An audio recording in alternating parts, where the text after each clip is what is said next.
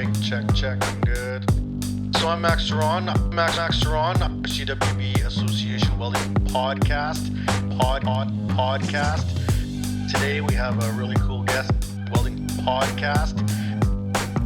The show is about to begin. Hello and welcome to another edition of the CWB Association Podcast. My name is Max Ceron, and as always, I am trying to find the best stories I can across Canada related to the steel trades. This week, I have been in beautiful St. John, New Brunswick for Skills New Brunswick and Skills Atlantic, where we have welding competitions happening for both post-secondary and secondary. It has been a fantastic week, and I've met wonderful people, amazing stories, and I've learned so much about the industry and what's happening out here in New Brunswick. One of the wonderful people that I brought in today to talk to you is Calvin Getchell, who has been a winner and a champ at Skills at many levels, and he is a welder and millwright. Dual trades. It's the way to go. How's it going? Great, good. Thanks for having me. Yeah, for sure, man. So I love seeing dual trades. I'm a dual trade guy myself. I have 2 red seals. I have 3 seals in total. So I have a welding red seal, a steel fab red seal, and a blue seal in business, which is that's awesome. They don't offer it here in New Brunswick, but I think they might be soon. But awesome. I've never heard of it. Yeah, that's awesome. Out west, we have it in a few trades. It's basically like a business degree, but for your trade. So it's about starting businesses. Gotcha. But side note, how are you doing today? Great. Happy to be here. Now, I see you as a welder and millwright. Which one would you consider to be your first trade? Welding. Yeah. Welding. Yeah. Started that back in high school, I guess you could say, in shop classes. And are you a local to here? Are you born and raised in New Brunswick? Yep. Right in St. Stephen, New Brunswick. Awesome. Was there a welding program in your high school? There was. Yep. My instructor was actually a Boilermaker, so he had firsthand experience with welding, so that was great. And he actually introduced me to the Skills Canada competitions, which is where I started. And what year was that in? That would have been in 2011. Okay, so this was a while back. Yeah. We were just talking to Courtney in the previous podcast, and she was talking about how Skills kind of was at a low point for a while. So when you came in 2011, was it like this? Was it this big show, multiple campuses, thousands of people? No, it was really broken up. So like you'd have, I did most of my competitions for the high school level in Ormonto. Okay. And so it was just a few competitions that would be held there, and then the other ones would be, St. John, Moncton. So they're really spread out. So I really do like this, how they're more condensed and in-house. It brings a lot more attention to it. Now, when you went through this, how did it happen? You get into the welding program, and then as an instructor, someone taps you on the shoulder and says, "Hey, you thinking about this?" Or was it like, "Hey, all the students try it and see what happens"? Yeah, no, well, it just started. Like I was always interested in welding. I wanted just to learn that. So in high school, that came up as a course I could take. So I took it, and I really actually focused on it. And teacher just asked me one day, he's like, "Hey, would you like to try a competition next month?" I was like, "Next month, okay, sure."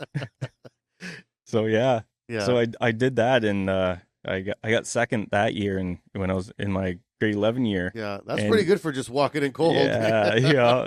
So I was pretty ecstatic about that, and that kind of started everything. And then, being so young, now you got the next year coming up. But were you in grade 11 at that point? Yep. So then you still got grade 12 coming up. Yep. So and was there another welding program offered for grade 12? Yep. So we had a 4 total that we could take, and I maxed that out, of course, and so I had one each semester, and so. After getting second, I was like, I absolutely want to try to get that gold in grade 12 and did as much practice as I could. And I did get the gold in 2012, my last year. Okay, so 2012, you're in high school. You get the gold. Now, were you able, I'm not sure how it was back then here. Were you able to compete further with that? Did you go to nationals? Yep, I went to nationals, yeah. Yeah, and where was nationals in 2012? Edmonton. Edmonton, fun. Yeah, fun. it was Edmonton. fun, yeah. So you're an 18-year-old kid in Edmonton from the East Coast. You ever been there before? No. That was my first, biggest, longest flight ever right there. And that is a long one there. It is. Right? So what was that experience for an 18-year-old kid to walk into the Nationals? Because the Nationals is a big deal. It's big, right? What'd that feel like? Well, I didn't know it was that big till I went there, and I'm looking around, and I'm like, wow, there's a lot of competitions going on, and yeah, it was a little stressful, but they always are. You're competing, but it was absolutely a blast, and I kept wanting to do it. So, in grade 12, I at that point I didn't know what I wanted to do. Like you were still convinced you wanted to be a welder? Yeah, it was like university, or what do I do? And I remember sitting in chemistry class, and I'm like, I don't want to be in school learning this stuff for another 4 years. Yeah. So that's when I applied to welding. I was on the waiting list, and then I got with in. NBCC? Yep. Took that course in St. Andrews, New Brunswick. Okay. Yep. Now, how did you do in Edmonton? At the Nationals. I didn't place. I came 7th, I think. Yeah, so a Medal of Excellence, I think they call it. Yeah. 7th place. Did that fuel you to want to get back to the national stage? Yeah, absolutely. Yep. I didn't compete in my first year just because at that point it wasn't that big of an event in the instructors down there, they weren't involved with it as much, so I never went, but I did get invited to go. At that time, it was called the National Youth Forum. So I was invited to go to Vancouver. They picked one person from each province. Yeah. And I just kind of helped out and found ways to improve the competitions, all that stuff. They gave us little projects to do. So it's still cool. I got to go. Yeah. Yeah. Now, that youth forum, it doesn't exist anymore, I don't think. No, I think they call it Essential Skills now. I can't remember now. And then it's Skills for Change. Oh, is it now? Okay, yeah, that's right. So for you as a young man, these opportunities are opening up for welding. You're still kind of on the fence of whether you need to go to university or not, but you're not digging it very much like in high school. At what point did you already make the decision, okay, I'm all in. I'm going to go for welding. I'm going to try to do better at skills, but I'm also going to look at this as a career? Yeah, so when I was on the waiting list, I didn't hear that I got in until a week before classes started. So at that point, I'm like, okay, I guess I'm going. Yeah, I planned on taking a year off and working, and I'm glad I never did. I'm glad I got in. So you got into the college. How'd you like the experience? How much different was it from high school moving into the college world? It was different for sure, because you're right into it, and you got to treat this as if it's a job, and work as hard as you can, learn as much as you can, and get as many tickets as you can. So I worked, and I got my first ticket was the CWB stick S-Class, and right after that, I got my F3, F4 approved ticket, pipe ticket. The 6-inch, yeah. Yep. And at that point, what were you thinking for career? Like, what kind of work were you thinking you were going to do? Well, at first, it was, at the end of it, when past the block, it was just like, I just need to find a job first and get hours. Yeah. So it started at a small fab shop, which is probably the best place to learn, because you do a lot of fabricating. Learn a little bit of everything. All the equipment. We were doing stainless, aluminum, MIG, TIG, just going everywhere. And that was absolutely a great experience to work there. And were you still thinking skills during all this? Like, where did the skills journey go during this educational process? Yeah, so that first year, I didn't compete. I was kind of disappointed, but I wasn't too hurt about it. Yeah, I was busy and all that stuff. And then the following year, doing my second block, I think I had a year in there, right? I didn't have enough hours to do the second block, because they usually start in January, And so I competed then, and I got second for the province. Okay. And then following year, I think I got another second for the province, and then my last year, I finally got gold for the province. So right before graduation. Yes. Yeah. Too bad Red Seals aren't allowed to compete. I keep saying that we need to have our own competition. It would be cool, right? The Canadian Red Seal Weld Off or something, right? Yeah. And of course, I would win, but you're not allowed. Wait, why am I not allowed? I'm old and shaky now. I need cheater lenses now. Conflict of interest. So you win the gold. Did you go to nationals that year? Yep. And that was actually when it was here in New Brunswick, 2016. Okay, I was here for that. Yeah, awesome. And how'd you do? I won second. Got second. Yeah, so I was like, so close. Oh, I know, and it haunts me to this day. Like, I remember little things I messed up on that I shouldn't have, like my aluminum. Yeah. It was like the last spot. I had to do a little fillet weld, and it was just screaming hot, and that's not good with aluminum. Why didn't you just wait 30 seconds? It cools off so fast. Yeah, and I had time. Still haunts me. But it's good that you learned those lessons, right? Yeah, Because that's right. That's one of the things that I'd like to see, from your point of view, is how do you tie your extensive skills journey? Like, you went back to it 5 times by my list here, right? Between high school and post-secondary. And then you get out to work. How did those skills you learned competing and going through that process help you in your career on the job? Yeah, I think it definitely helps because I put a lot of extra time practicing, and I think it's just a muscle memory thing. Like, you got to put the hours in. You got to just keep welding, learning, and when you get out into the field, like, it shows, I guess. Mm-hmm. Yeah. Well, and you're not scared. Yeah, exactly. That Right. too. You're more confident. You're like, oh, I've done this practicing, and usually with the skills, like they put you on a level that, like, Red Seal, like, weird positions and stuff like that you have to do in the field. Yeah. That's awesome. So did you end up following through for your Red Seal with welding, or did you switch trades before that? No, I did get the Red Seal, and I kept working for 2 or 3 years after that. Okay. And then I was like kind of itching. I was like, I've always looked at the millwright side. I'm like, I really like that. Yeah, well, working with that gears and field. repair and motors, it's fun. Exactly. Yeah. And so I bit the bullet and did my 40-week program here, actually, in Back the to school. MBCC, Yeah. and did it all over again. What did everyone in your family think when you were like, I'm going back to school, when you already have a great job? Well, my brother was a millwright, so he Okay. thought it was a great idea. Yeah. And then parents are like, oh, well, you're leaving a full-time job. And I believe you can do it, but, that first year is going to be a little hard, not making money. Yeah. Yeah, and it is, but Yeah. it's definitely a leap, but glad I did you weren't it. able to pick up weekend work, welding, or something just to supplement? Yeah, no, I didn't. Well, there's those side jobs, yeah. Yeah. Fixing exhausts and Exactly. Snowmobiles, yeah, I've got a lot of those intercoolers. And Yeah, there's a lot of that always, Yeah. especially right before the winter or right after. right after, yeah. But there's so much titanium on snowmobiles now. Yeah, there is, yeah. Like all the time now. It's Yeah. like it's not as easy to fix. Yeah, exactly. I don't have titanium rods kicking around. Yeah, exactly. I'll just throw some 309 on it. No one will know. There we go. Shh, don't tell anyone. So, then you decide that you want to be a millwright. But I don't know how it works here in New Brunswick, but in Saskatchewan and in a lot of different provinces, they have incentives for getting a second Red Seal. So for me to get my steel fab Red Seal, they actually knocked 1,000 hours off. Now, so I only had to do three of the 4 blocks. For you, was there any incentive going from welder to millwright, or did you have to do it right from start to finish? Right, start to finish. I asked about it. I was hoping Because there'd some be of the a things few that are left, hours. like comms, math, all that stuff, Exactly. you had to do them all again. Yeah, I did get to opt out of the welding section of it. Because you have a Red Seal. Yeah, obviously. yeah, and But that's only like a 2-week part. right. But the good thing about it is I was like, well, can I spend some extra time machining? Like, I had some home jobs and Yeah.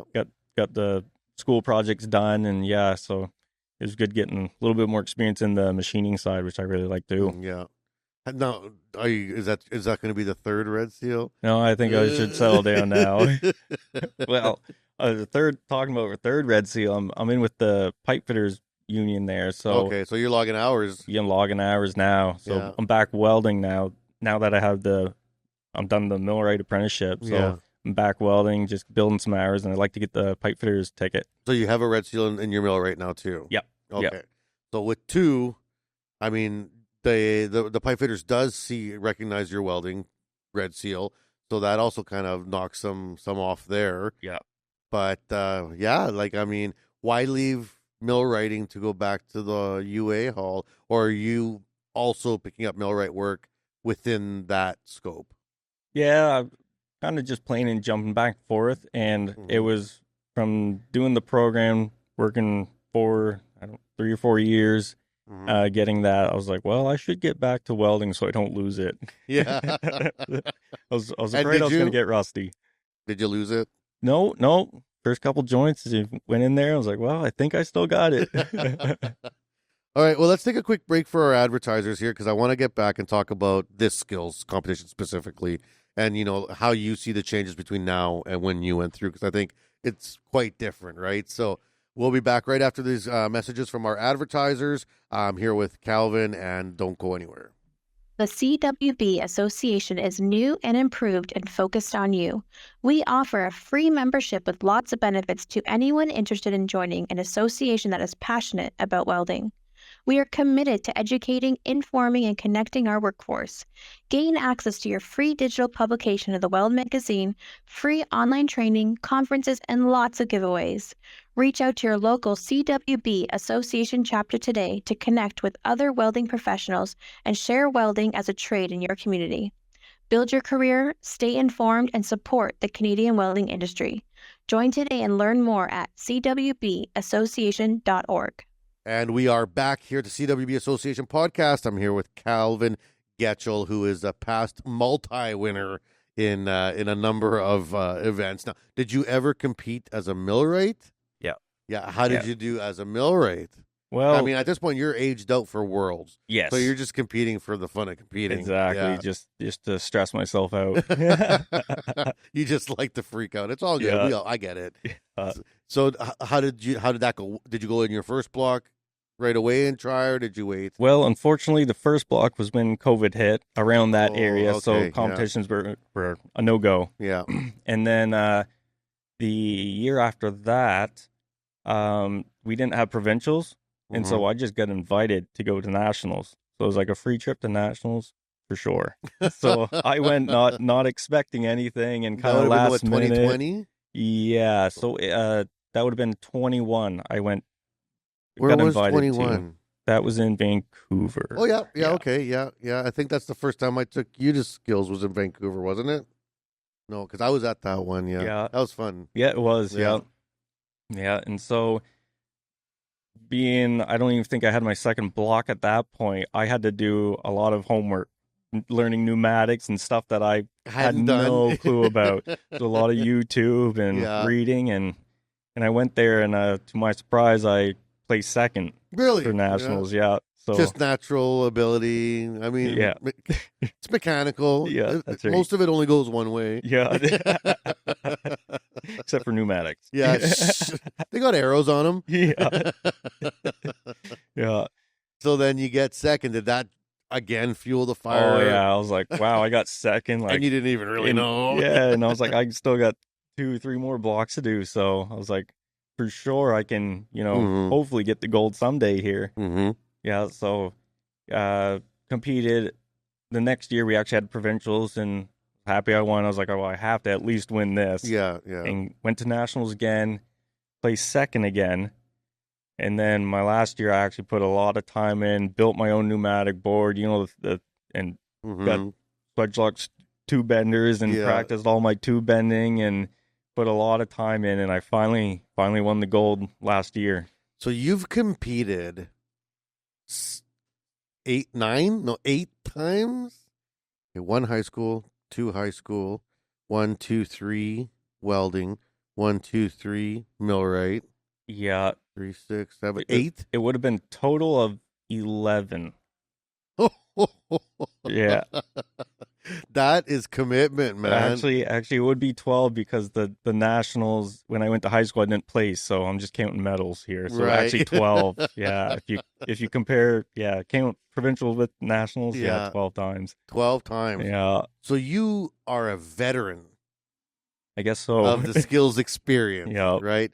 So that leads to the question, what are you doing here today?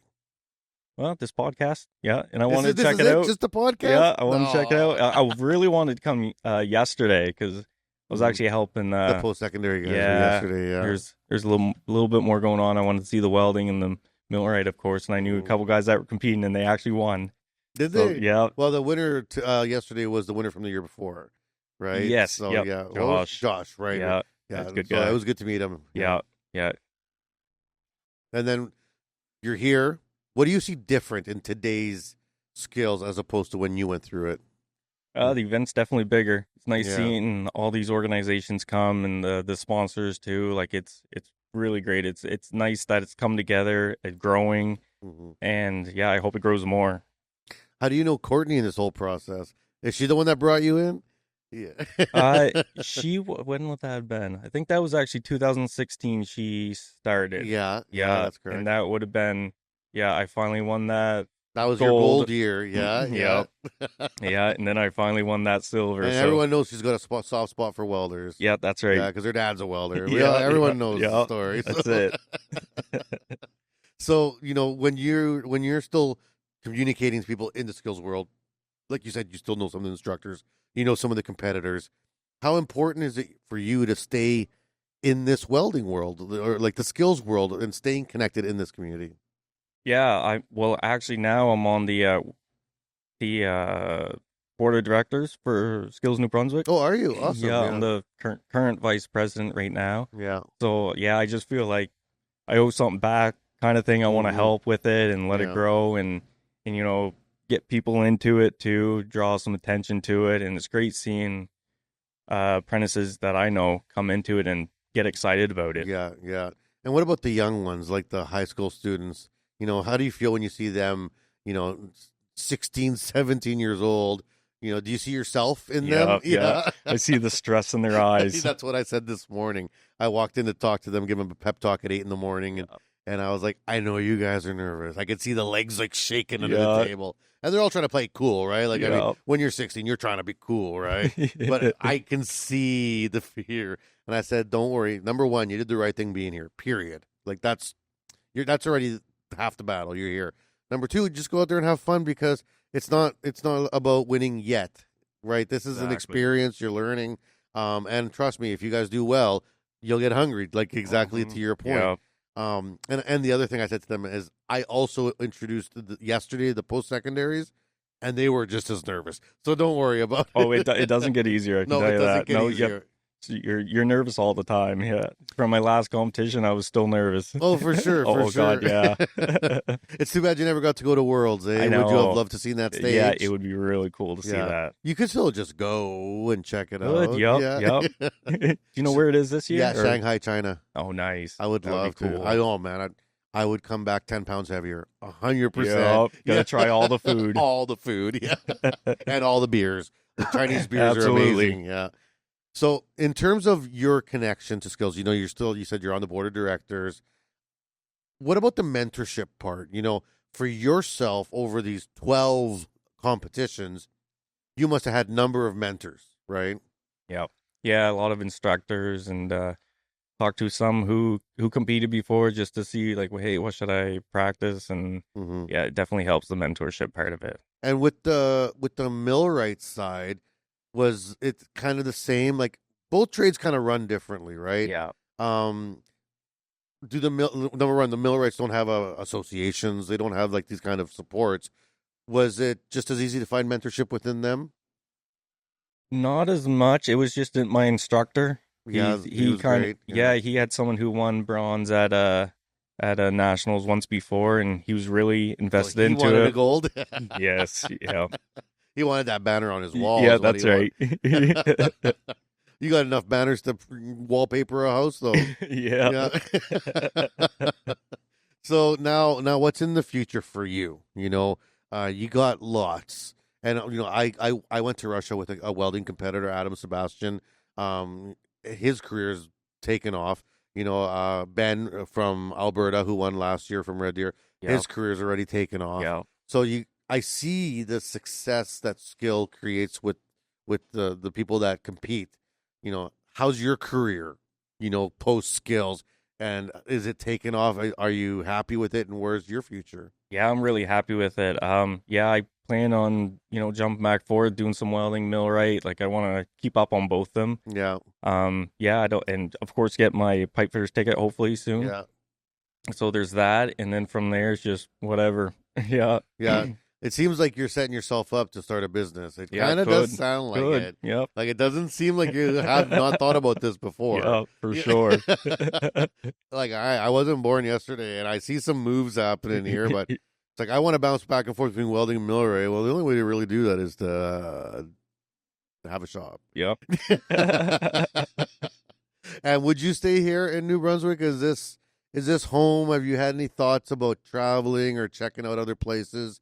I mean, you're at an age when I did it lots. That's kind of you're what, late 20s now? Are you early 30s? 30 now, yeah. So, I mean, that's kind of prime for travel because it's like right when you're starting to hit your stride for getting paid really well, right? Because when you first start, you're only in the 30s, but then you can start getting into that $40 range. And it's like, exactly. Oh, I can start doing more stuff, right? Yeah. Yeah. No, I've definitely thought of that. I've still never been out west and love to check out Ontario. They got a bunch of, nuclear plants out there, everything out there. And of course, Newfoundland's beautiful too. I've never been to Newfoundland. No, me neither. We were just talking about it's one of the provinces I haven't been to, and it seems silly that I haven't. Yeah. Everyone tells me it's amazing. Yeah. Yeah. What I hear. And you've been to Vancouver for the young, what'd you say? National Youth Forum. Right, yeah. the National Youth Forum. But you didn't have, you were young. You didn't have much to do there. Yeah. Going out for work is different. Yeah, true. Yeah. Love to see the fishing out there. Oh, it is. It's amazing. Ling cod. It's a type of cod that you can fish out there. It's amazing to eat. It is so delicious, and you can catch it just off a boat. But they're a good 25-pound fish. Different from the little bass I catch here. Bass are delicious, though. Yeah, yes. So with your career, you got welding, you got millwright, you're working with the pipe fitters hall now, 213 here? No, 213. 213, yeah. And that's, there's tons of work. Yeah. Right? They've been telling me about the amount of work that's out here. It sounds like you got work for the rest of your life without making much of a move. It really sounds it. Yeah. Between the pipe fitters hall and the millwright hall, like there's projects for a while now. Yeah, I'd imagine the upgrader keeps the millwrights busy, and the pulp mill probably keeps them busy. Yeah. It probably keeps all you guys busy. Yeah, it does. Yeah. Lots of work. What's the outlook for, New Brunswick from your point of view, being dual ticketed? So there's lots of work. If someone's listening to the podcast and they have a red seal in millwright or industrial mechanics or welding, is it worthwhile for them to come check it out here, try out the East Coast life?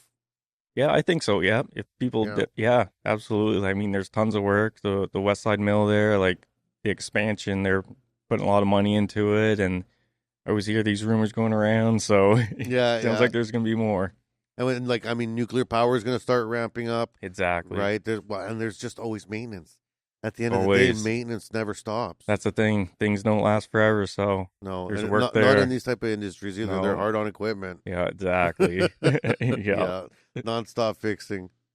What about involvement with skills as a mentor? Have you ever thought about that? About actually taking a young pup under your wing? Yep, for sure. Right now, Riley, he won the industrial mechanic, so I just gave him my pneumatic board there maybe a month ago, and I'm like, if you win provincials, I'll hope you get somewheres with the nationals. Good. So now it's game on. Yeah, I'm hoping with my experience and what I know, I can get him up there. So yeah, it sounds like you're the right man for the job. I hope so. What about for like a NTC or actual official position within skills? Have you ever thought about something like that? Because I know that those are roles that are sometimes really hard to fill. Yeah, true. Yeah, I've thought of that for sure. Yeah. It would be neat just knowing you're going to nationals every year. Yeah. Well, without it's fun the to stress. go to nationals every year. Yeah. Well, it's a different kind of stress. Different, yes. Yeah. It's not you, it's them, but it's still kind of you. Yeah. It's all on you, kind of. You gotta prep it. Well, they look to you when something's not right. Yeah. And you gotta have an answer. Yeah. You can't just be like, I don't know, whatever. Figure it out. Good luck. Get a bigger hammer. Yeah. Exactly. Well, this has been awesome, man. I really appreciate you taking the time to sit down with me. Things are winding up here in about an hour, not even 45 minutes. We're going to be at the closing ceremonies and finding out who the winners of the secondary competitions were. That'll be super fun, but congratulations on all your accolades, and thanks for being on the show. Yeah, thanks. Thanks for having me. Awesome. And for all the people that have been checking this out, this was the last one of this series, and make sure you go back and listen to all of them.